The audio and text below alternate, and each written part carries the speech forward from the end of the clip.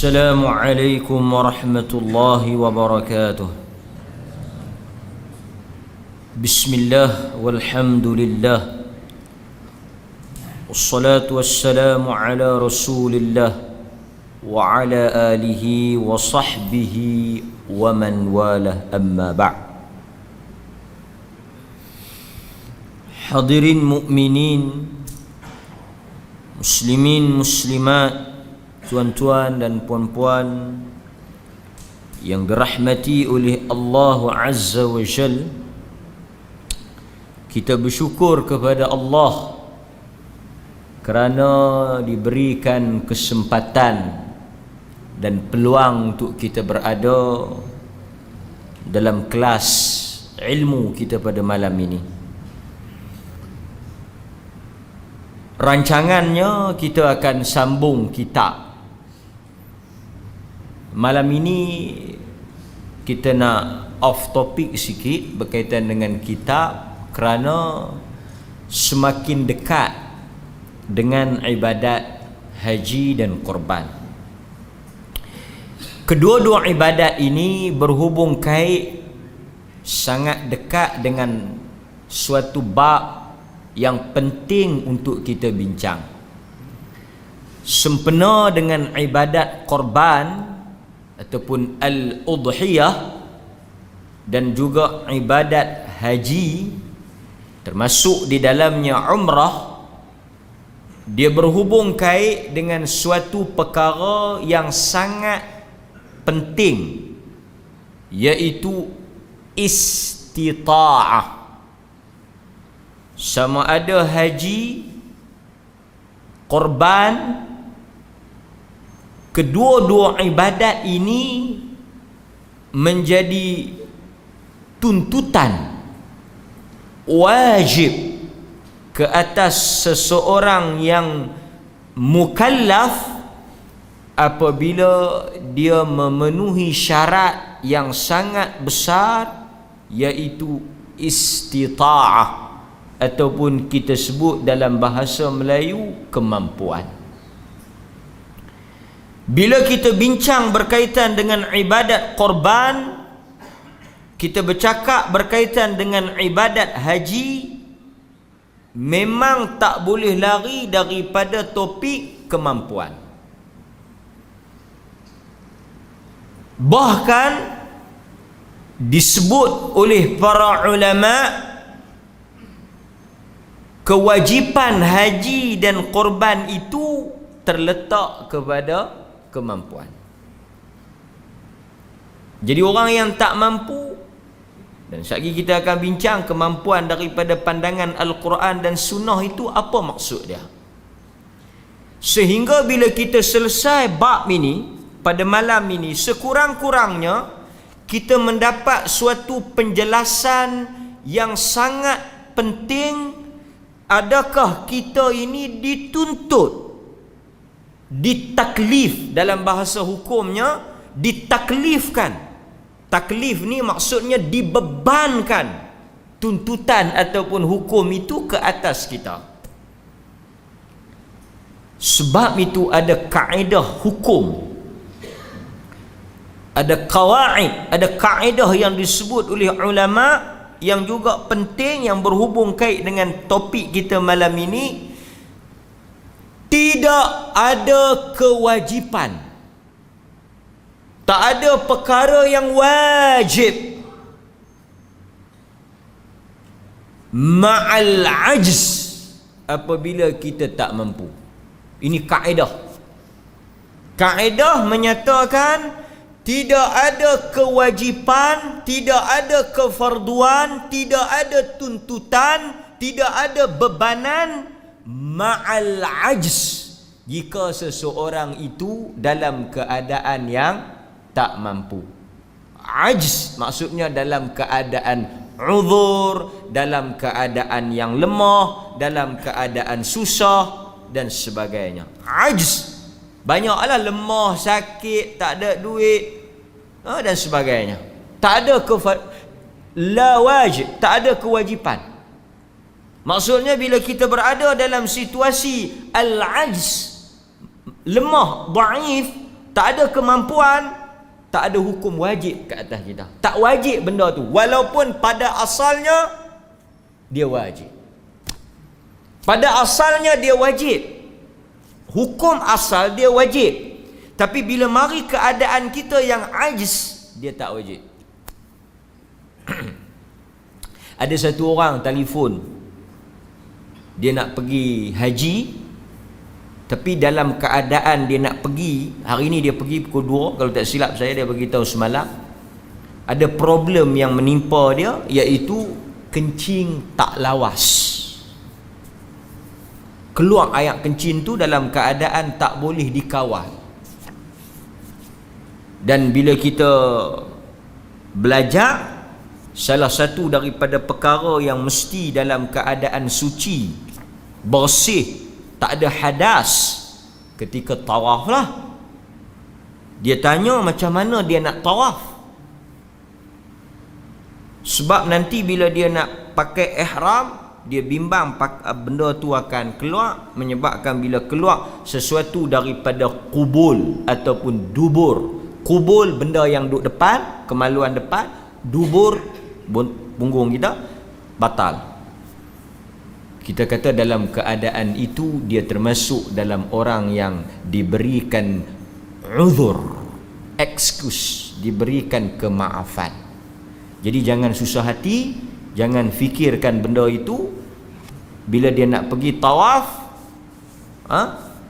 dia basuh, dia cuci, dia boleh pakai pampers, atau dia boleh balut guna kapas ke, tisu ke, elok-elok. Lepas tu dia pakai ihram, dia tawaf lah. Kalau keluar, dimaafkan. Tak ada kewajipan kerana dia uzur, dibolehkan. Demikian juga orang yang silsirih, orang yang mengalami masalah angin. Dia hukum orang-orang yang seperti ini terangkat kewajipan asal itu kerana mereka ajz, tak ada kemampuan untuk mengelakkan benda tersebut. Sambungan daripada kaedah itu, tak ada kewajipan ke atas orang yang tak mampu, tak ada kewajipan. Sebab itu bila orang yang tak mampu, apapun perkara yang dia tak mampu itu mengakibatkan hukum diangkat. Hukum diangkat.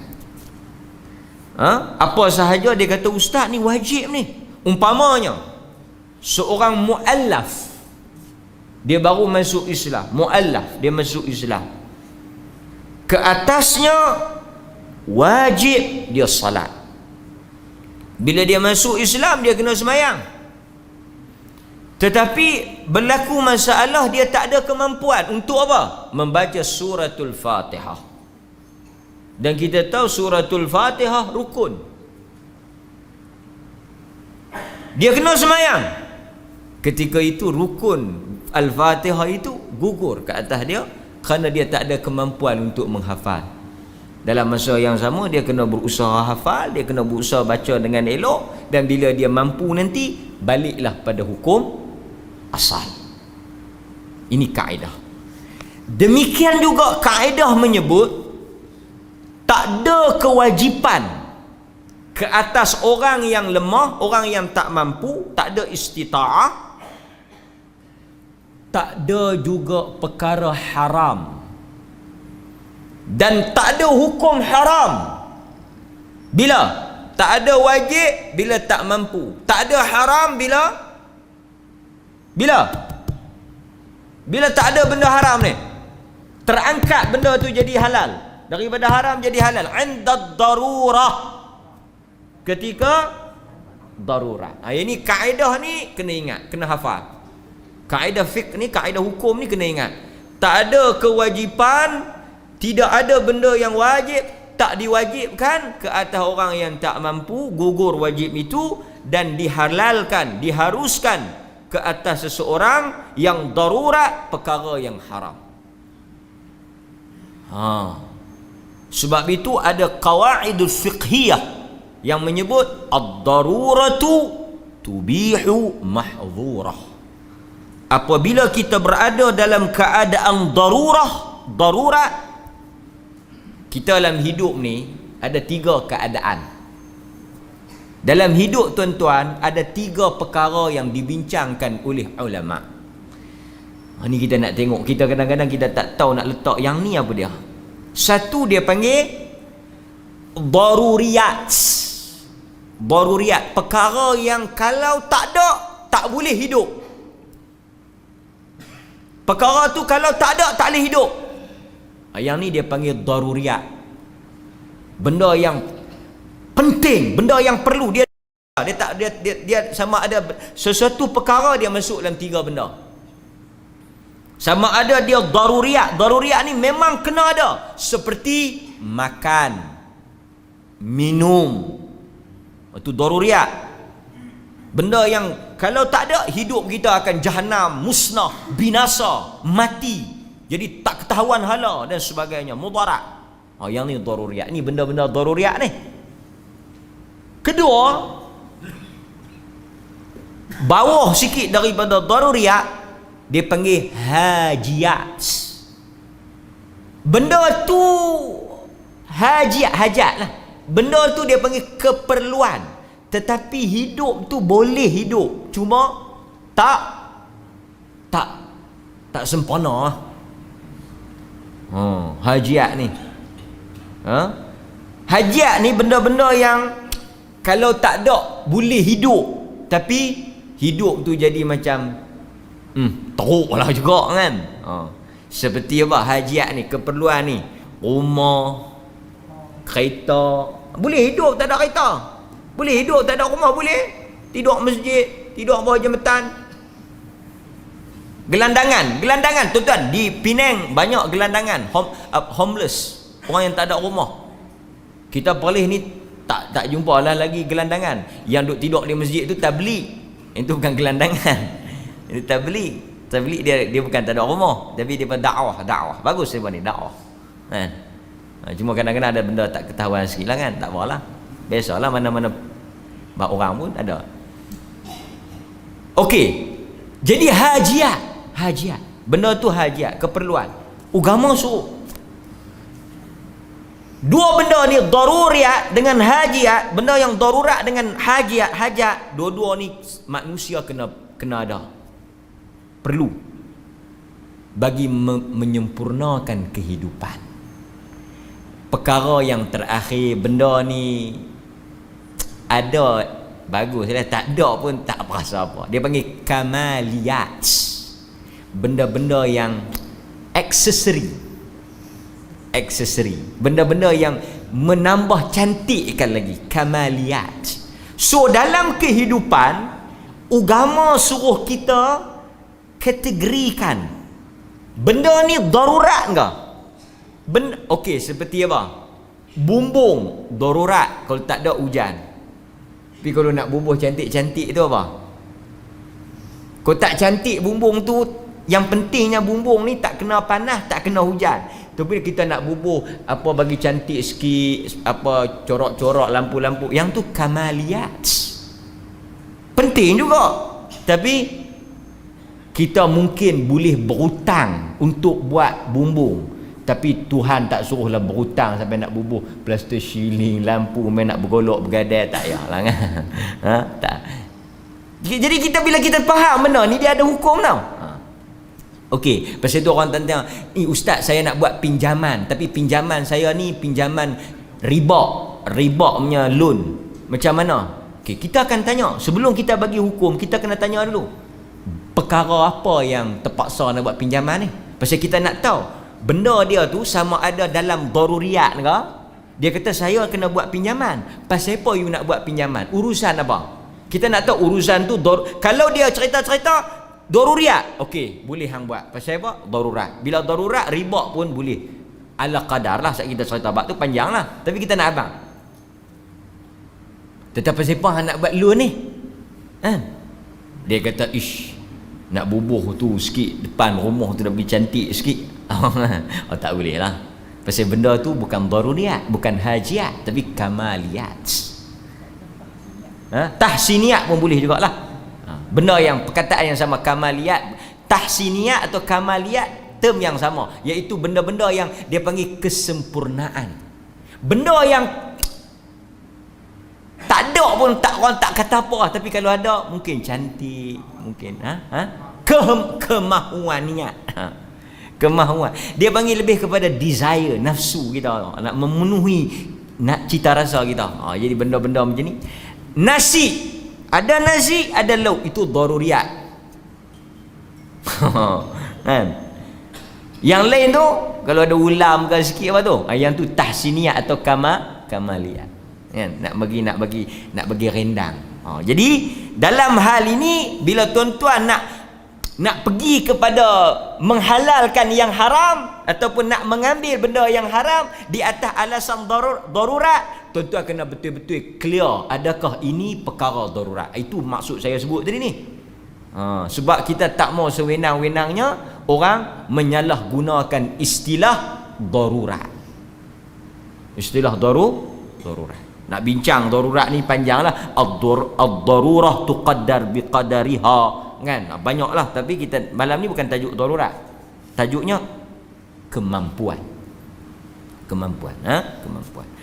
Di dalam Al-Quran Allah Subhanahu wa taala menggunakan istilah-istilah istita'ah pada ayat-ayat tertentu. Juga kadang-kadang Allah menggunakan perkataan qudrah. Bahasa Melayu pun guna kudrat. Qudrah, Arab qudrah, Melayu qudrat. Mari orang Perlis kedrat. Jam. Pasal apa hang tak pergi kerja ni? Allah dia kata tak ada kedrat. Tak ada kedrat bermakna tak adanya kemampuan.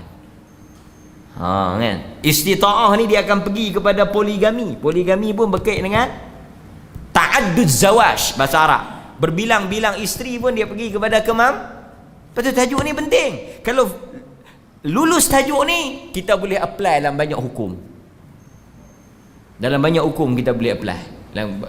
Orang yang semayang atas kerusi pun dia berhubung kait dengan kemampuan. Orang nak buka puasa pun berkait dengan kemampuan. Semua ibadat dia berhubung kait dengan kemampuan. Pasal Tuhan hanya suruh bila kita mampu. Antaranya Allah Subhanahu wa taala sebut dalam Al-Quran. Allah kata apa? Dalam surah Ali Imran ayat 97. Ini berkait dengan haji. Allah kata walillahi 'alan nas hajjul bait man istata'a ilaihi sabila. Allah kata dan hendaklah mereka itu menunaikan, diwajibkan untuk mereka, yakni an-nas, manusia, melakukan hajjul. Apa makna hajj? Tuan-tuan duk sebut haji. Haji perkataan Arab yang bermaksud ziarah, perjalanan. Tapi dari sudut makna ibadatnya, suatu perjalanan untuk melakukan ibadat tertentu, dengan perkara tertentu dan sebagainya lah. Bukan perjalanan lalu kita duduk pergi berjalan tak tahu hala tu. Haji ni perjalanan ibadat. Jadi Allah kata apa? Walillahi 'alan nas, dan wajib bagi manusia itu untuk melakukan haji kerana Allah ikat manistata'a ilaihi sabila, ke atas mereka yang mampu untuk melakukannya. Nampak? Walaupun dalam ayat ini Allah hanya menyebut haji, tetapi sebenarnya dia merangkumi kesemua ibadat yang lain. Jadi sebab itu salah satu daripada rahmatnya Allah ini, kasihnya Allah ini, dia meraihkan apa? Tabiat manusia yang daif. Dia cipta kita, dia tahu kelemahan, kekurangan kita. Kekurangan kita apa? Pertama, kita jenis sifat lupa. Kita jenis manusia yang pelupa, tersilap, lemah, sakit. Dia yang buat kita. Dia tahu kata manusia ni bukan boleh pakai sampai bila-bila. Akan ada ketika dia rosak. Ada waranti juga kita ni pun. Kan? Jadi Allah dia tahu. Bila dia tahu kata kita ni ada keadaan-keadaan sakit, lupa dan sebagainya, maka dia buat apa yang dikatakan dengan ruksah. Ruksah apa? Kelonggaran. Dia pelonggar benda-benda yang asalnya ketat. Ketat dia panggil apa? Longgar dia panggil ruksah. Ketat azimah. Azimah. Asalnya benda tu azimah. Sembahyang 5 waktu.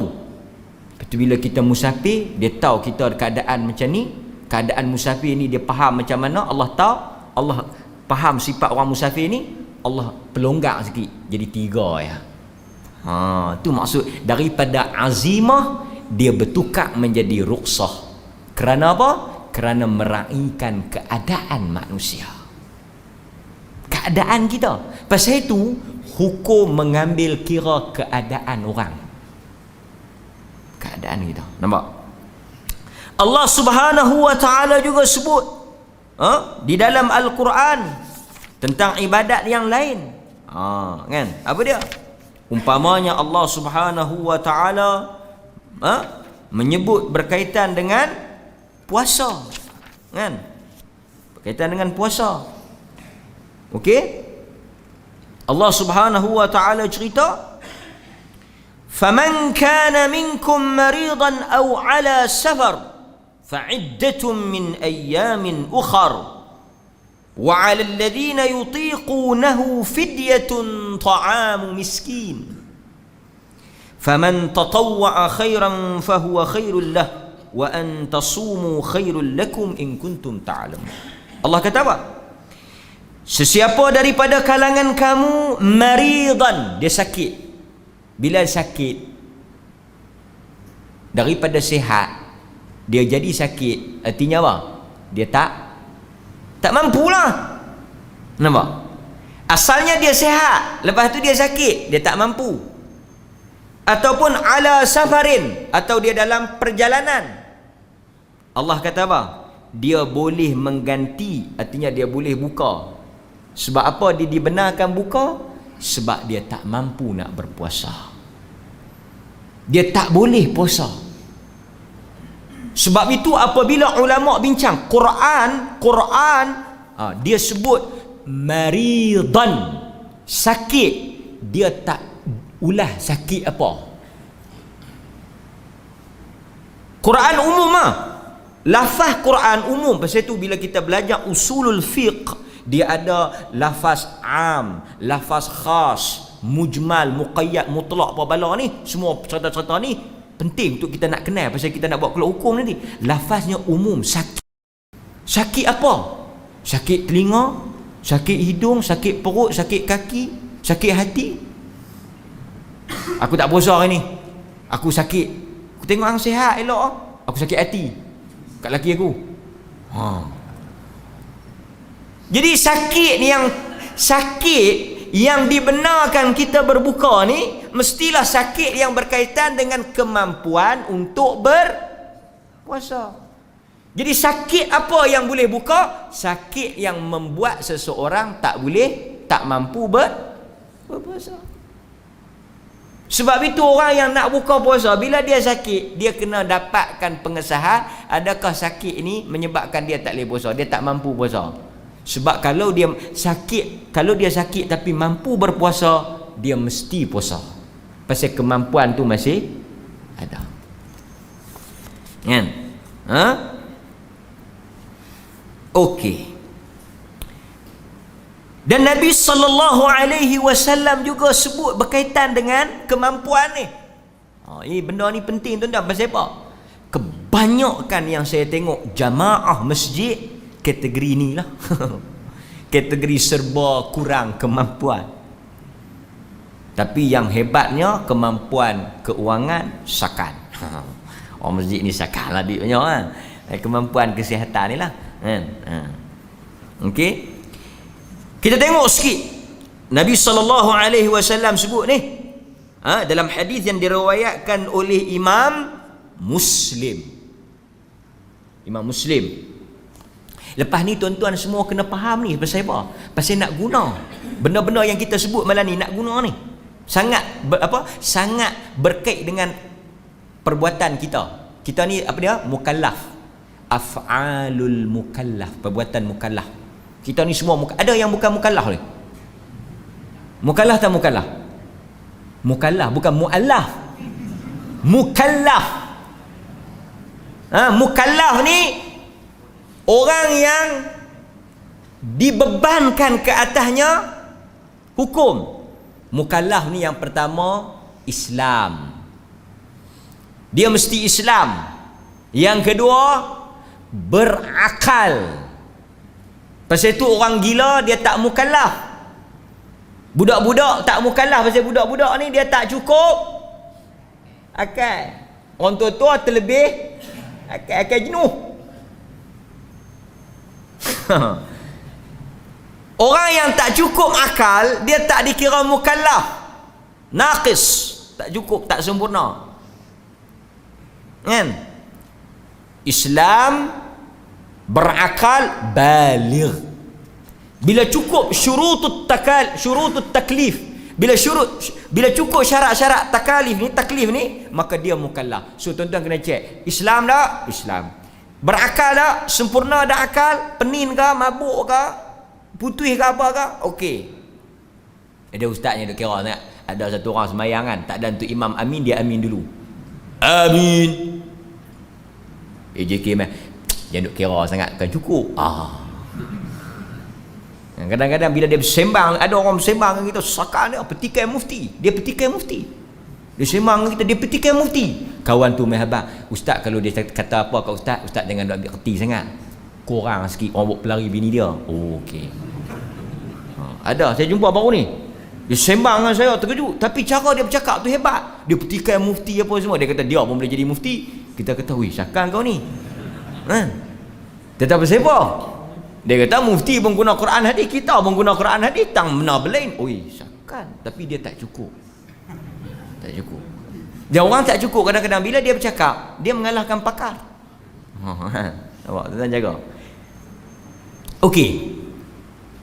Kita cek kita ada akal, akal kita cukup, sempurna. Pasal itu Nabi SAW kata rufi'atil qalam. Dia berhubung kait dengan perkara yang kita sebut tadi. Rufi'atil qalam. Allah tak ambil kira. Allah tak catat. Allah tak tulis. Out. Dia ni. Siapa dia? Daripada 3 golongan. Minas sabi. Daripada budak-budak hatta yablugh. Budak-budak ni tak ada catatan dosa. Tuhan tak tulis. Pasal apa? Sehingga dia baligh. Daripada minan naim hatta yastayqaz, daripada orang yang tidur sampai dia jaga, sampai dia sedar, orang pingsan ke apa ke, orang gila sampai dia hatta yaqil, sampai dia berakal. Jadi baru Tuhan kira. Pasal apa? Pasal dalam keadaan itu dia tak berfungsi.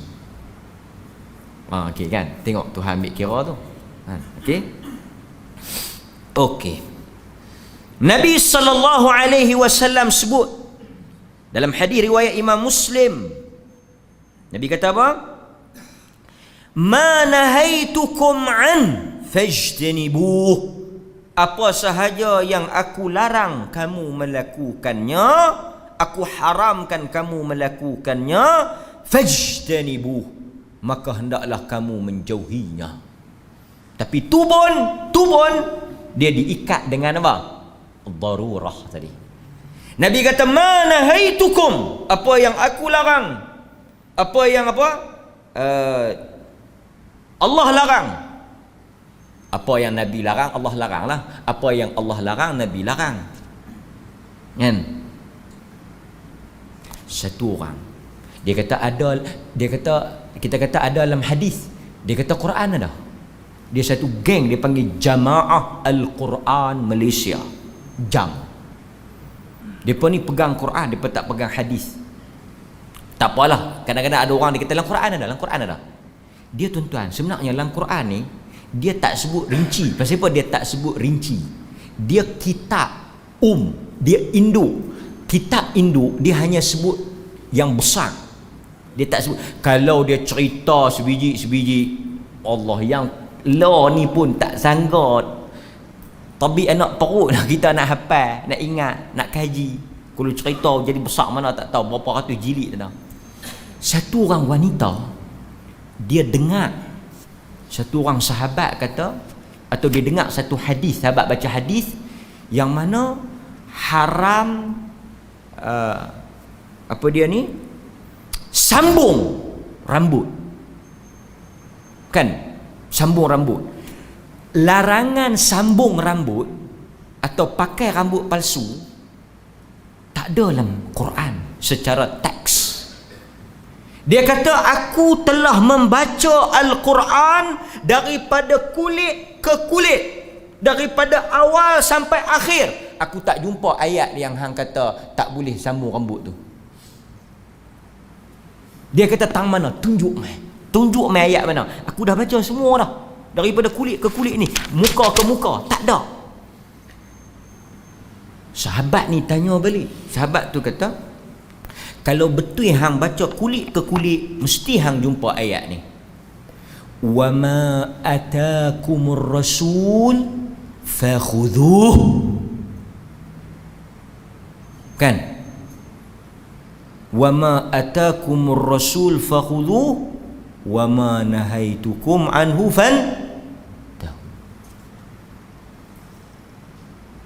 Nabi kata, Quran sebut, wa ma atakumur rasul fakhudhu.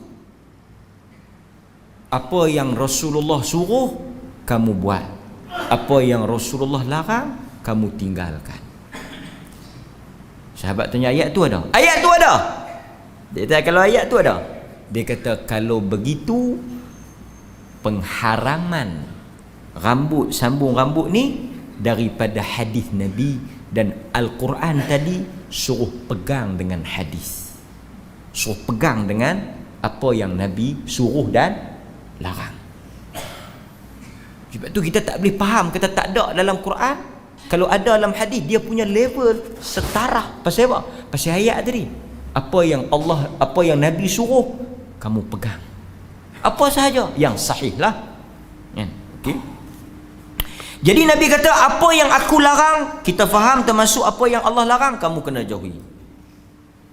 Tetapi Nabi sambung, wa ma amartukum bihi fa'tu minhu mas. Nampak? Wa ma amartukum bihi fa'tu minhu mastata'tum. Tetapi apa yang aku suruh, hendaklah kamu lakukannya mengikut kemampuan kamu. Nampak? Nabi kata, wa ma amartukum bih, apa yang aku suruh, fa'tu, hampa kena buat. Tapi dia berbeza dengan hak larang tadi. Larang tadi hampa kena tinggal, suruh hampa kena buat. Tapi kena buat tu, Nabi tak berhenti setakat itu. Dia ada sambungan, mastata'tum, buat setakat mampu. Pasal apa? Pasal bila benda yang Tuhan suruh, ada kes kita boleh apa? Boleh tinggal lah sebab tak mampu. Pasal Nabi yang sebut ni, bukan saya sebut. Nabi kata, lakfa'tu, buatlah, datangilah dia, lakukanlah dia tu mastata'tum, setakat mampu. Tapi nak cerita juga, setakat mampu ni, faham tak setakat mampu ni macam mana? Setakat mampu ni maksudnya kemampuan yang betul-betul. Syak ni mangkit mayang subuh 1 rakaat, takat tu aku mampu. Puasa lah ni, puasa pukul 12, takat pukul 12. Bang lohak buka, abang awak awal lagi. Hang ni tu dia lah orang Sopi tak mau. Lakukanlah setakat mampu. Hang mampu sampai maghrib, aku mampu sampai lohak. Takat lohak lah. Yang ni kita kena faham. Dia tuan-tuan, apabila kita tak mampu, ada benda bila kita tak mampu, dia panggil tabdil, dia tukar. Pertama, tuan-tuan kena faham ni. Pertama, bila tak mampu, dia akan pergi kepada alternatif. Ni kena faham elok ni. Sekejap lagi dia jadi patua pening kepala. Satu orang tak mampu ambil wudu. dia pergi kepada alternatif tayamum. Dapat tak? Bukan tak wuduk langsung. Saat ni tuan-tuan mayang tak ambil yang mayang langsung. Orang tanya, hang mayang kenapa tak ambil yang mayang? Dia kata aku tak boleh ambil, tak boleh kena air. Dia lah, kalau hang tak boleh kena air, hang tayamum lah. Oh, ada tayamum. Aku ingat tak payah langsung. Nampak? Dia panggil tabdil. Tak mampu berdiri, duduk, bukan tak mayang langsung. Dia kata tak mayang. Dia kata sakit lutut tak boleh berdiri. Duduk boleh? Duduk boleh? Duduk lah. Oh, duduk lah. Ingat mayang tak boleh berdiri, tak payah mayang langsung dah. Okey. Tapi ada benda yang bila kita tak boleh buat, memang dia gugur terus. Ataupun gugur itu gugur setakat bila kita tak mampu. Bila kita mampu, seperti puasa. Bila kita tak boleh puasa, kita terus tak puasa. Kan? Lepas tu kita ganti lain bila kita mampu. Macam Quran kata tadilah. Kalau dia kata, ustaz saya ni memang tidak ada harapan dah, maka dia tak payah puasa terus. Tapi dia kena wa 'alal ladzina yutiqunahu fidyah. Fidyah. Kalau dia tak boleh puasa, dia tak payah puasa. Tak payah puasa langsung. Tak payah puasa langsung. Dia kata boleh ustaz sikit dekat pukul 11 12. Tak boleh langsung. Tak payah puasa langsung. Dia kata tak apalah kita puasa tak boleh, betul nanti kita ganti hok yang tak cukup jam tu. Oh dah. Ini bukan apa ni overtime. Tak cukup tampung kok ni tampung kok ni tak ada. Tapi bila kita mampu nanti dia jatuh wajib balik. Kalau tak mampu terus gugur terus. Macam haji lah. Tuan-tuan tak mampu sampai ke mati tak mampu. Tak ada apa. Lepas. Tak ada masalah. Kan? Okey? Ini yang kita kena faham. Cuma peliknya hadis ni, dalam larangan dia tak sebut kemampuan, tapi dalam suruhan dia sebut kemampuan. Menunjukkan apa? Tak boleh satu orang, ni tuan-tuan kena dengar elok. Satu orang kita tanya siapa tak puasa? Saya tak boleh puasa, saya gastrik. Okey, jawapan itu betul. Sebab perintah suruhan diikat dengan kemampuan. Tapi bolehlah satu orang kata, siapa hang tiga ekor? Saya tahu kata haram, tapi saya tak boleh tinggal lagi. Tak ada. Apabila benda haram, kita tak boleh guna alasan tak mampu untuk buat. Sebab tak ada alasan tak mampu untuk buat benda haram. Faham tak? Sekali tuan-tuan jumpa orang ada minum arak ke apa, siapa hang tak minum, siapa hang tak berhenti, siapa hang duk minum arak, duk minum ketum ni. Siapa hang minum ketum? Hang tahu ketum haram. Dia kata saya tahu ketum haram, tapi saya tak boleh, saya ketagih, saya saya tak boleh hidup, saya tak boleh, kalau tak kena ketum saya tak boleh mayang. Kena 10 rakaat pun tak apa. Ada dia jawab lagi tu. Jenuh kita pun tak tahu nak jawab macam mana. Dia kata saya kalau tak kena ketum tak boleh mayang, jadi tak ketahuan. Kena segelas ustaz. Khusyuk tu. Macam mana kita nak jawab kat kau ni?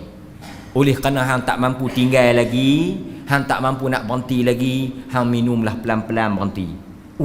Jahannam agama kalau duk ikut mampu nak berhenti. Maka sebab itu Nabi kata tak ada pilihan, no choice, no excuse. Fajtanibu. Tinggal. Dia tak ada kita bagi tempoh ustaz, tempoh percubaan sama ada dia boleh. Dalam tempoh percubaan tu dia try pilah. Tak ada. Berhenti terus. Dia tak ada tempoh peralihan dalam benda haram ni. Kan? Ada orang dia kata saya duk try nak berhenti ni ustaz ni dulu daripada 10 botol saya minum lah ni tinggal 5 botol. Tak apalah pelan-pelan nanti lalah kali tinggal 1 botol lah. Tak. Hang kena berhenti terus. Bukan kali sikit. Benda haram dia bukan kali sikit. Dia bukan boleh beransur-ansur. Dia terus on the spot. Sahabat bila dengar kata haram, terus tuang arak. Mereka tak kata, tak apalah, kita pelan-pelan lah, minta tempoh lah dulu kan. Percubaan tengok. Bukan senang nak tinggal ni. Tak. Mereka tinggal terus. Ini iman. Ya. Okey. Dan tuan-tuan, Nabi SAW juga apabila berkaitan dengan ibadah, dia tidak sangat membebankan kita melainkan yang wajib. Sebab itu yang sunat adalah benda yang bebas. Kita boleh suruh, kita boleh kempen, tetapi kita tak boleh hukum. Pasal itu benda-benda yang bersifat sunnah, yang sunat, dia balik kepada pilihan. Yang wajib memang tak ada lah kan, tak ada pilihan. Tapi yang sunat, seperti saya nak sebut tentang Arafah, saya nak sebut tentang puasa Arafah hari Sabtu ni. Hari Sabtu ni kita akan puasa Arafah. Walaupun segala dalil ataupun segala hujjah menunjukkan besarnya hari Arafah, tetapi ia tetap tidak mengikat kita. Dalam arti kata yang lain, dia bersifat sunat sahaja. Artinya apa? Dia berbalik kepada pilihan kita. Memang kita suruh buat bagus, hadisnya sangat besar, tapi kita tak boleh menghukum atau tak boleh mengeluarkan seseorang kerana dia meninggalkan benda sunat. Macam zikir lepas solat, benda sunat. Kita tak boleh judge orang, tak boleh nilai orang berdasarkan amalan lekeh, teruk, cerai, apa tak puasa, apa tak mayang sunat, apa tak zikir. No. Hatta kan Nabi tak masuk campur urusan sunat orang. Nabi suruh. Pasal itu sunat, apa makna sunat? Perintah yang tidak kuat. Tidak kuat seperti mana wajib. Tidak, Nabi tak kata lah masuk syurga pada badui yang hanya nak buat amalan wajib. Kan? Sebab ini juga berkait dengan kemampuan. Okey. Sekarang kita tengok jenis-jenis kemampuan yang disebut di dalam Al-Quran. Anwa' ni jenis-jenis daripada jenis-jenis yang Quran sebut. Yang pertama, istita'ah qalbiyah, kemampuan dari sudut hati. Hati ni ada benda yang kita mampu, ada benda yang kita tak mampu. Apa benda yang tak mampu dan tak berdosa? Maksud, apa benda yang hati tak mampu, hati kita tak mampu, memang tak boleh, tak mampu. Apa dia tuan-tuan? Benda yang tuan-tuan tak mampu, yang Allah maafkan, yang berkait dengan hati. Yang Quran tuan-tuan duk baca tu, fa in khiftum alla ta'dilu fankihu ma taba lakum minan nisa mathna wa thulatha war ruba'. Menikahlah 2, 3, 4. Lepas tu Quran kata apa?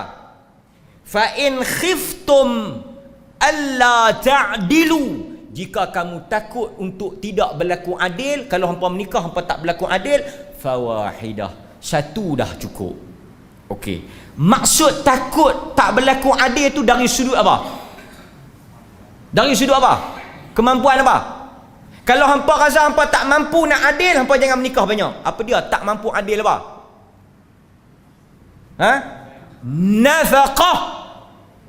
Nafaqah. Kalau hampa tak ada duit, sengkek, minyak motor pun bini bagi, baju raya pun bini beli, hampa tak payah menikah lah, Quran kata. Dari sudut tu. Ataupun hampa tak boleh adil dari sudut nak bagi nafkah, nak bela apa semua kan.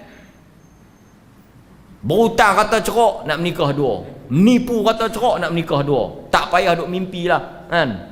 Melainlah kalau ada dusun harum manis boleh berpuluh-puluh ribu kan, tanah beratus-ratus, duit sampai tak tahu nak buat apa, lupa setengah duit Dia kata seluk-seluk pakit, duit mana pula dah ni, apa. Bini dia tu kaya dengan duit dia, pasal duk basuh baju, seluk buang. Dia kata, hang boleh duit mana banyak? Dia kata, duk kutip duit abang dalam pakit baju Melayu tu. Tu dia sampai kaya. Bawah sikit daripada robot kok. Robot kok jual gula, dia kutip duit lelaki dia dalam baju Melayu. Tu dia sekat. Menikah lah banyak. Tapi tengok, Quran sebut tentang kemampuan hati, yang Quran kata no problem. Hati memang tak mampu, tak ada masalah. Bila tak mampu berdosa tak? Ni kita duk bincang, bila tak mampu berdosa tak? Tak berdosa. Apa diakah benda yang hati tak mampu tak berdosa? Dari sudut perasaan. Dari sudut perasaan. Perasaan tu apa dia? Perasaan adalah benda hati. Dan tuan-tuan, tak payahlah kita nak bermain kata-kata. Tak payahlah kita nak menyedapkan rasa. Aku sayang semua sama. Ini hanyalah kata-kata dusta dan nista. Tak mungkin. Hati tak boleh. Tak payah duk sembang lah. Hatta kan Nabi di kalangan isteri dia pun, dia tak boleh. Ada kecenderungan. Hak ni kalau dia tanya, Ustaz, saya nak main tanya, saya sayang anak sulung lebih pada anak lain. Ya tu saya tak payah nak buat apa. Adakah saya berdosa? Tak. Kerana itu adalah di luar daripada istita'ah qalbiyah. Cantik Quran cerita. Quran dalam tau. Dia pergi sampai ke situ. Dia pergi sampai kepada hati. Tak boleh nak. Benda tu hati tak boleh. Tuan-tuan buatlah lagu mana pun. Dia adalah soal hati. Soal hati tak boleh. Nampak? Jadi tak berdosa lah. Sayang bini tua lebih pada bini muda. Tak berdosa. Dia kata saya semua rumah bagi seorang satu, kereta bagi, nafkah bagi, semua saya atur elok. Tapi dari sudut kasih sayang memang saya tak nafikan. Saya akan sayang lebih kau ni daripada kau ni lah. Banyaklah. Hak tu tak apa. Itu urusan hati. Urusan hati di luar daripada kawalan kita. Cuma jangan habak. Jangan zahirkan lah. Kita bagi laluan pada azan. Sekali kita sambung ada 2 lagi jenis kemampuan, iaitu dari sudut badan dan harta.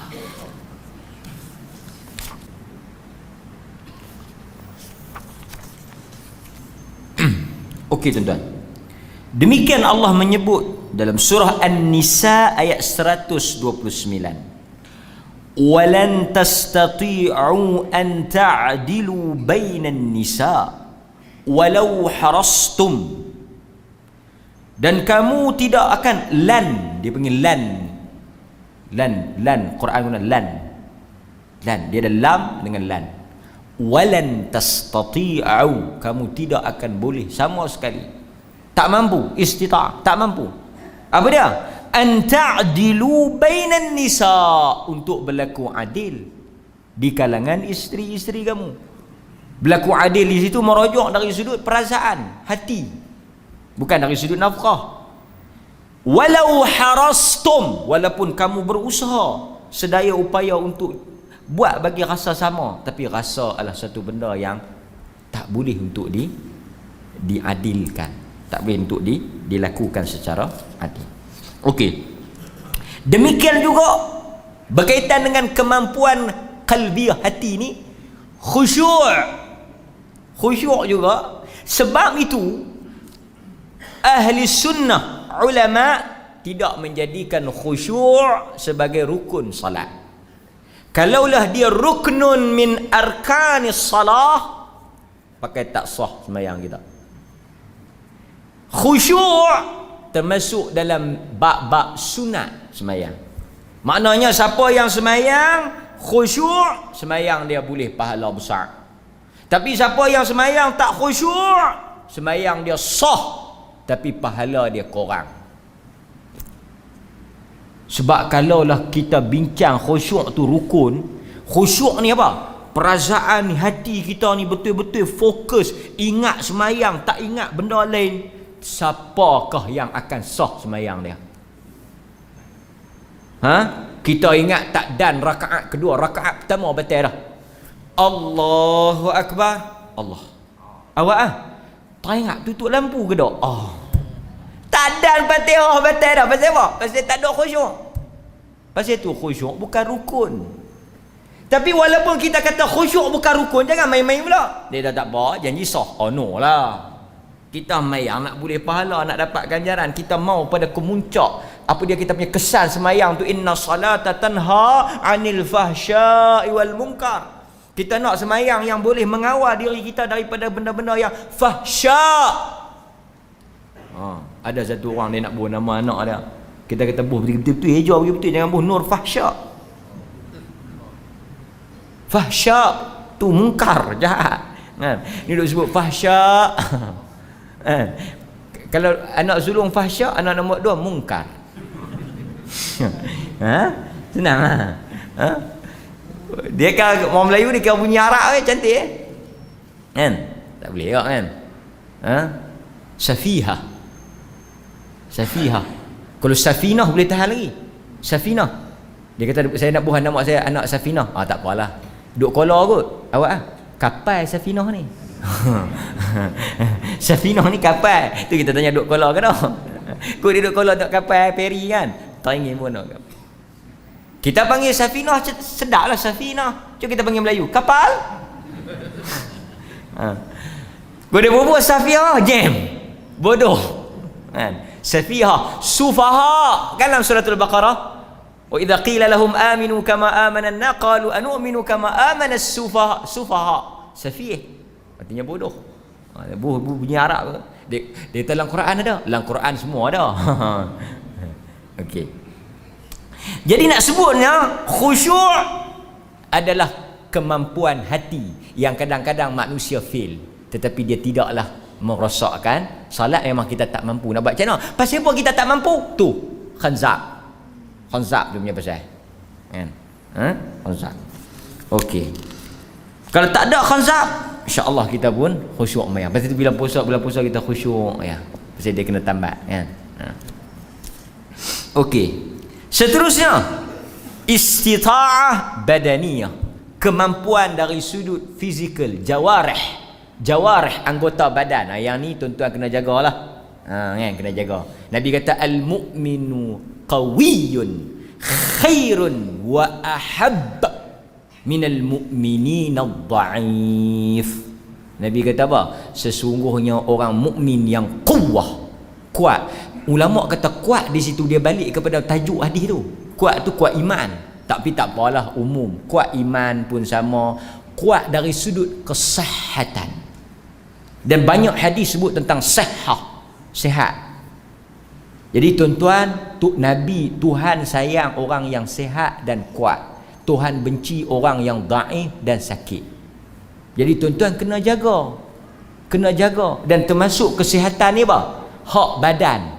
Sebab itu salah satu daripada benda yang Nabi benci apa? Kegendutan. Nabi tak suka orang gemuk. Sebab gemuk ni tak sihat. Kalau gemuk sihat, okey. Saya tanya doktor tau. Doktor pakar. Dia kata sebenarnya tak penting gemuk atau kurus. Dari sudut kesihatan, bukan dari sudut agama. Dari sudut kesihatan dia bukan ambil kira gemuk ke kurus. Dia nak sihat. Ada orang kurus tapi sakit, kurang zat, kurang vitamin C kata Piramli. Ada orang kurus tapi lekeh, tak larat. Kita suruh buat kerja sikit, letih, penat. Bukan kurus.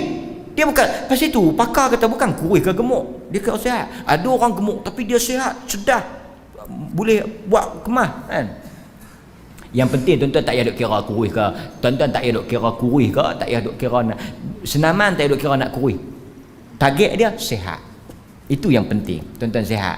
Sihat boleh mayang elok, dapat pahala lebih, boleh buat ibadat, boleh puasa.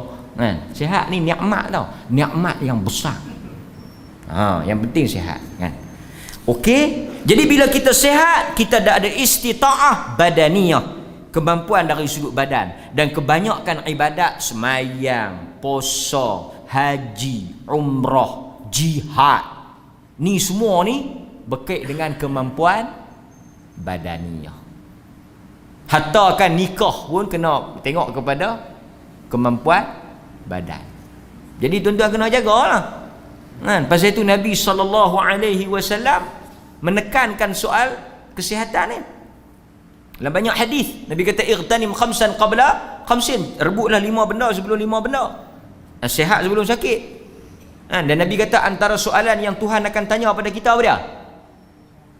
Wa an jismihi. Ni 4 soalan tu. Kayak kata umur ilmu dengan jismi, kesihatan. Fima ablah, hadis Tirmizi. Sihat buat apa? Nampak? Okey? Jadi kemampuan badannya. Dia kata saya ustaz, tak boleh dah nak semayang berdiri, tak boleh dah nak kepak, tak boleh dah nak belunjuk, tak boleh dah nak duduk. Pasal tu satu orang sahabat, dia sakit buasir. Dia kata kuntu bawasir. Rasulullah, saya sakit buasir. Jadi dia kurang kemampuan dari sudut badaniyah. Dia ada sakit buasir. Rasulullah kata salli qa'iman, hang semayang dalam keadaan berdiri. Fa illam tastati', 3 kali Nabi ulang. Salli, kawan tu mai habaq dia buasi. Nabi kata salli qa'iman, hang solat dalam keadaan berdiri. Fa illam tastati' fa qa'ida, bila hang tak mampu hang pergi duduk. Fa illam tastati' fa ala jambin, kalau hang duduk pun tak mampu hang berbaring.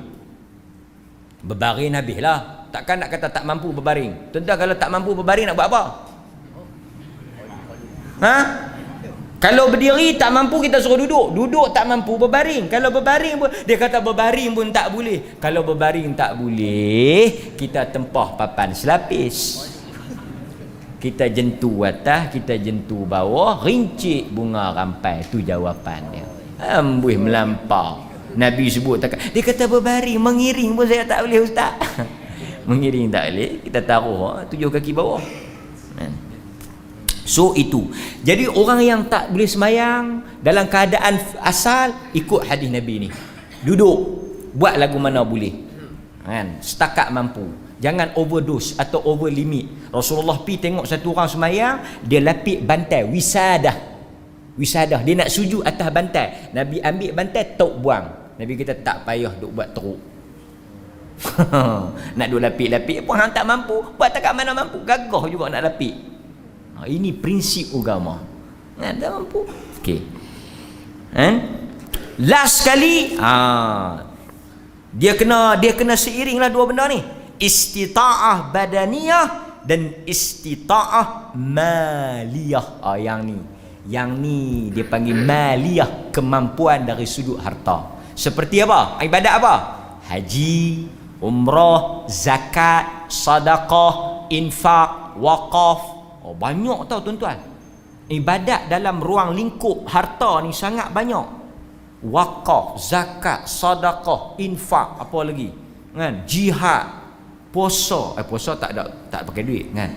Semayang pun tak pakai duit. Tapi nak mayang kena tutup aurat. Nak tutup aurat kena beli baju. Nak beli baju kena ada duit. Dan tuan-tuan mengaji tak kaedah?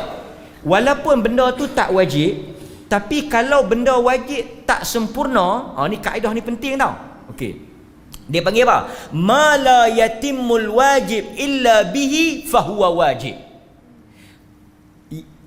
Yang wajib tutup aurat ketika semayang. Beli baju wajib tak? Beli baju tak wajib. Tapi untuk menutup aurat kena ada baju. Jadi hukum ada baju pun wajib. Nak beli baju kena ada duit. Nak ada duit kena kerja. Hukum kerja pun jatuh wajib. Pasal apa? Dengan kerja ada duit, dengan ada duit boleh beli baju, dengan ada baju boleh tutup aurat, dengan tutup aurat boleh sempurnanya wajib semayang dengan kerja. Tu dia pikut tu. Ini dia panggil mala yatimul wajib illa bi. Tak sempurna hak wajib tanpa adanya ceretek-ceretek ni, hak ceretek-ceretek ni pun jadi wajib. Dia punya kaedah dia lagu tu. Kan? Okey? Jadi ibadat maliyah ni banyak Allah dalam Quran sebut. Ni korban ni pun fulus. Fulus, tulus, mulus. Lagi, apa dia lagi? Aqiqah. Aqiqah pun kena duit. Tuan-tuan, kesian anak kita. Awak dah beranak mai kita tak buat kekah. Bila tak buat kekah, dia duduk di pajak gadai, tahu tak? Sedih tu. Bini tuan-tuan punya bini mengandung berapa lama? Baklong bini baklong tu taklah mengandung, saya tahulah. Bini tu lama mana? 9 bulan. Kambing 800. Frozen tak boleh tau. Kena beli yang hidup. Pasal nak niat kekah tu 800 bahagi dengan 9 kali 3 270 hari. Bini kita akan mengandung selama 270 hari, lebih kurang 38 minggu. Normal baru dia akan beranak. Kalau dia nak beranak, kita duk kira tak cukup lagi 340, hang berhenti saham tunggu sat. Kekah ni lah 340 ringgit. Minggu depan cukup hang beranak. Artinya bila bini kita habang ni, abang negatif ke positif? Lupa dah. Yang lekat tu positif lah. Positif abang. Terus pergi kedai Borondin ke apa, beli tabung. Tabung yang tak ada buka. Tabung yang seal terus tu. Tabung hot seal terus tu pergi beli. Dengar-dengar kan, dengar-dengar bini dia habaq kata mengandung, terus celapak naik motor. Pergi ke mana laki aku ni? Bawa balik mai tabung. Start hari pertama terus ibu. Dia kena kira daripada mula lah. Tapi dia kata selalunya bila lekat 2 bulan dia kena backdated, dia panggil dalam akaun. Dia nak kira lah ni, semangat ni. Ini pasal apa? Kullu ghulamin marhunatun biaqiqatihi. Setiap budak yang lahir itu marhunatun, tergadai dengan akikahnya. Kata para ulama, selagi mana budak itu tidak diakikahkan, dia tergadai. Apakah makna tergadai? Dia tidak boleh memberi syafaat kepada mak dan ayah dia. Artinya terhalang dia daripada bantu mak ayah dia. Itu apa yang ditafsirkan oleh ulama. Dan kita rasa tak lepas benda tak tebuih. Maka kita usaha nak buat, tapi kena ada maliyah. Dia berkata, ustaz nak buat macam mana ustaz? Dah kumpul dah, tak dan nak beranak kena pecah pasal apa? Tayar pula tu, tabung pecah mat. Kan? Tak mampu. Tak apalah. Tu macam mana anak tu tak tebuih lagi? Tak apalah. Pasal tak mampu. Dia pun tidaklah sampai ke tahap wajib. Dalam tak mampu, keluar pula sebiji lagi kereta. Tak guna semua. Ni pasal apa hang boleh bawa keluar kereta baru pula ni? Yang ni tabung lain. Tabung ni tak kacau. Pasal tu kadang-kadang kita macam mana lah kita di hadapan Tuhan isu Allahu Akbar. Kan? Okey, mudah-mudahan Allah Taala ibadat madiyah. Jadi tuan-tuan, kesimpulannya Allah Subhanahu wa taala menjadikan ibadat ini untuk maslahat kita, kebaikan kita, dan dia hanya mewajibkan apa yang kita mampu. Dan tuan-tuan, kemampuan yang bukan pilihan kita. Jangan kita buat-buat tak mampu dia memang luar kemampuan itu, hakikatnya macam tu. Bukan kita yang mencari macam tuan-tuan kan. Teringin nak makan benda haram, tuan-tuan pun sengaja pergi. Orang kata kalau tak ada makan apa, boleh makan babi. Tuan-tuan pun sengaja mencampakkan diri bagi tak ada apa. Pergi masuklah hutan memang tak bawa bekal. Pasal niat nak makan tu binatang tu. Tak boleh lah. Yang ni maksudnya kita buat dengan pilihan. Orang kata boleh minum arak kalau tak ada air apa, kita terlekat. Kita makan-makan terlekat. Boleh minum arak. Yang kita pelik, macam mana meja hang ada arak? Betul tak? Kan? Dalam mazhab Syafi'i dia bincang tau. Bila kita lekat benda, tak ada minuman. Kalau kita tak minum, terlekat mati. Kita pun minum. Minum tak kat mana? Minum bagi makanan tu masuk. Lepas tu kita pun berhenti. Bukan langgah pergi habis. Elok-elok dia tolak pergi, berhentilah. Cukup. Tapi janganlah kita sedia siap-siap segelas. Lepas tu duk buat bagi lekat. Maksud faham tak? Kemampuan kita usaha.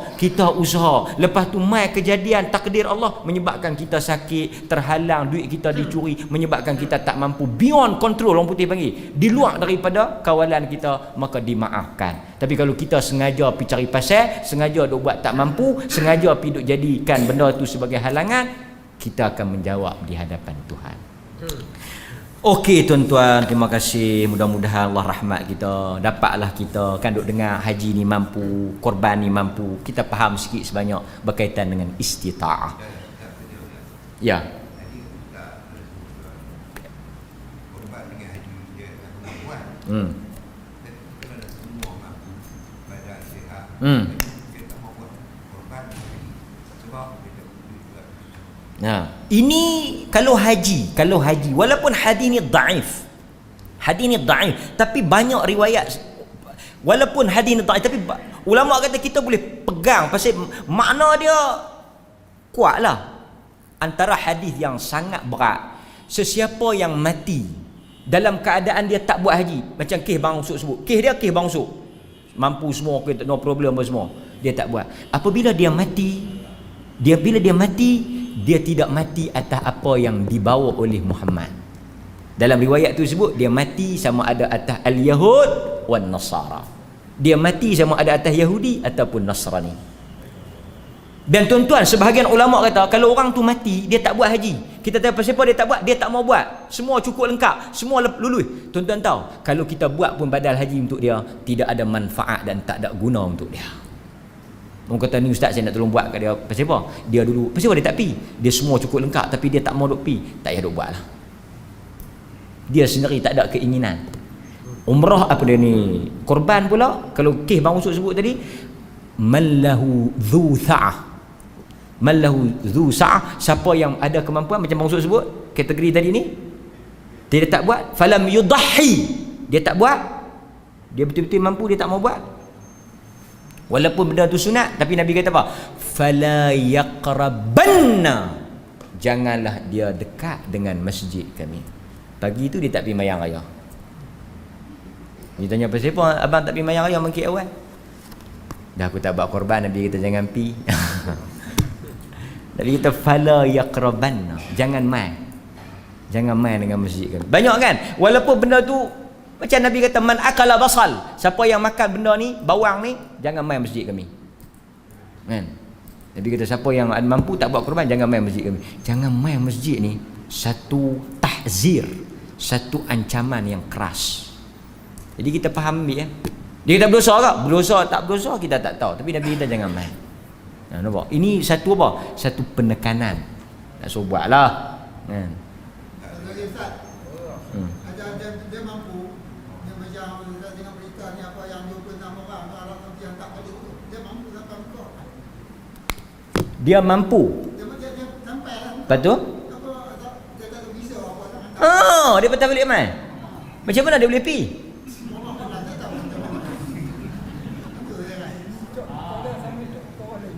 Tak, kita tuan-tuan, kita tak akan boleh terbang melainkan kita dapat green light daripada Mekah. Tak pernah dalam ni tuan-tuan, saya bawa ramai tapi tak pernah orang boleh terbang kalau tak ada visa. Memang terbang ke Indon ada. Dulu zaman masa saya pergi tu, saya bawa 9 orang, lepas lega. Lepas tu jumpa dengan jiran dia. Dia kata awak lambat. Dia kata kami pergi Indon seminggu. Tak lepas visa, tak boleh masuk, tak boleh terbang. Okey, in case depa pi lah, tak tahulah kok depa naik kapal terbang mana kan, naik kapal angkasa ke sampai. Okey tuan-tuan, masalah depa apa? Masalah depa dah niat. Masa depa lintah, mana ada orang cek tang lintah tu. Miqat. Semua kapal terbang last KT ni, semua kapal terbang yang akan terus masuk Mekah. That's mean dia akan lintah miqat Qarnul Manazil. Artinya dia kalau masuk Madinah no problem pasal dia tak lalu miqat. Semua orang yang pila depa dah pakai ihram pasal depa nak niat atas kapal terbang tu. Sampai di Jeddah orang perambat balik. Lah depa dah pakai ihram, depa dah niat. Okey. Tak ada masalah. Kes dah jadi dah kat Nabi. Tapi Nabi bukanlah pada tak ada visa. Tuan-tuan ingat tak kes Nabi dah siap pakai ihram, dah niat dah, tapi tak boleh masuk Mekah dalam kes Hudaybiyah. Ingat tak? Dalam kes Hudaybiyah kan Nabi tak boleh pergi, orang musyrikin tak boleh pergi. Tahun depan mai. Lepas tu Nabi pun sign agreement. Tahun depan mai. Tuan-tuan, bila tak boleh buat umrah, kita kena keluar lah. Jangan tuan-tuan balik pakai ihram duk menila kok KLA pergi Sogo apa semua.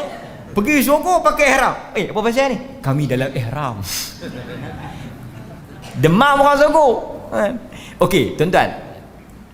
Pendek cerita. Apa Nabi buat?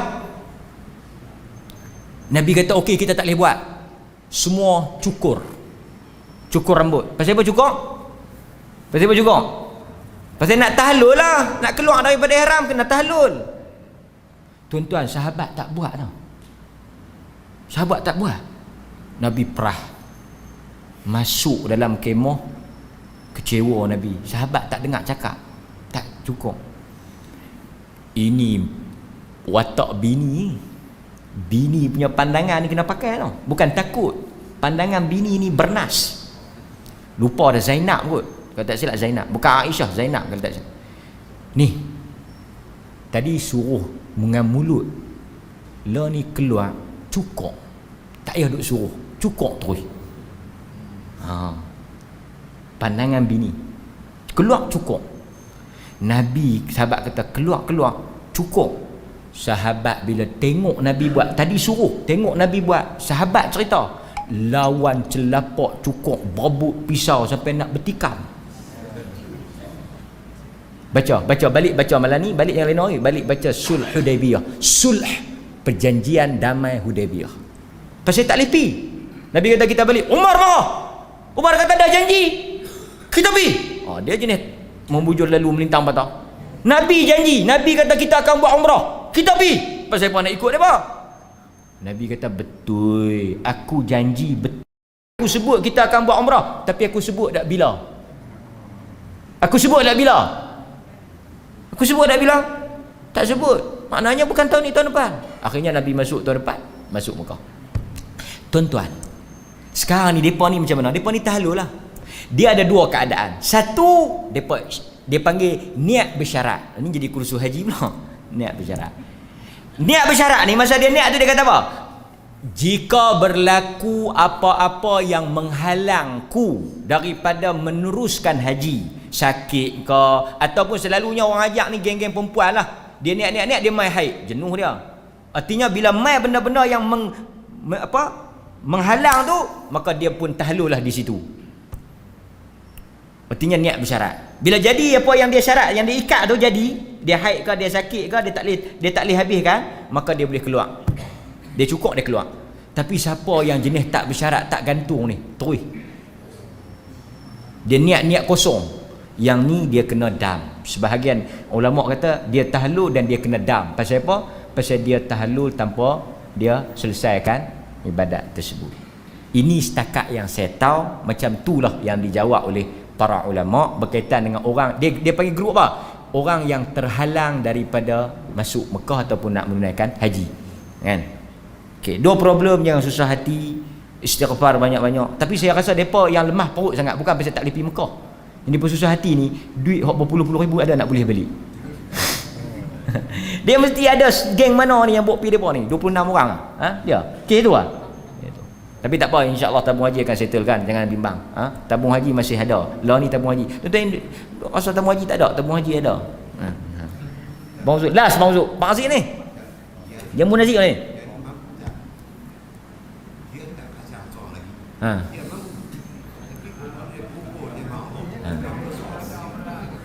Okey, yang ni dia dia mampu tapi dia tak kahwin. Dia tuan-tuan, mampu banyak segi. Dia mampu banyak segi. Betul lah, mampu banyak segi. Mungkin dia mampu duit, dia mampu kesihatan, tapi dia mungkin tak mampu dari sudut didikan. So kita bayarlah kita nak halusi orang tak kahwin dua ni. Dia ni duit banyak ustaz, dia pun sihat, pasal apa dia tak menikah dua, dia kubur nikmat. Saya takutlah mungkin pasal dia nak mengaji lagi. Ataupun mungkin dia nak ikut Nabi. Dia nak ikut Nabi, pasal apa? Nabi hanya kahwin dua lepas Khadijah mati. Dia mungkin nak tunggu Khadijah dia mati, lepas tu baru dia cari Aisyah kan? Mungkinlah Bang Zul. Tapi bagi saya sekarang lelaki kena kahwin dua, kena kahwin tiga. Bagi yang mampu, bagi saya dia memang satu keperluan lah. Sebab ini untuk membantu golongan-golongan armalah, ibu tunggal yang sangat banyak. Jadi kalau tuan-tuan yang ada kemampuan lah tak kahwin, berat lah kan. Kita ke arah tu. Nabi kata siapa-siapa yang nak dapat pahala berjihad, dia tak boleh pergi jihad macam Bang Uzud bila dia nak pergi jihad, tapi dia boleh dapat pahala jihad dengan membantu armalah, golongan. Sesiapa yang membantu golongan janda dan golongan anak yatim, dia akan mendapat pahala seperti orang yang berjihad. Dan tuan-tuan jangan main-main di zaman Rasulullah ramai orang pergi perang dan ramai orang tak balik. Tetapi dalam riwayat sejarah, isteri-isteri yang mati syahid ni, mereka habis iddah, selesai apa semua, taklah menjanda dengan lama. Kerana sahabat-sahabat akan pergi masuk minta. Nabi sendiri bila ada tengok janda yang mati, yang apa semua, Nabi minta. Atas apa? Atas ta'awun al-birri wat taqwa. Satgi depa main waktu makan. Ta'awun apa tadi sebut lagi? ta'awun birri wat taqwa, atas tolong menolong dalam kebaikan. Kita orang perempuan pun dapat pahala besar. Dapat pahala besar tau. Kita benarkan isteri suami kita kahwin, dapat tu imam pun tem. Cukuplah. Wassallallahu ala nabiyyina Muhammad wa ala alihi wa sahbihi wasallam. Walhamdulillahirabbil alamin. Wassalamualaikum warahmatullahi wabarakatuh. Cukup.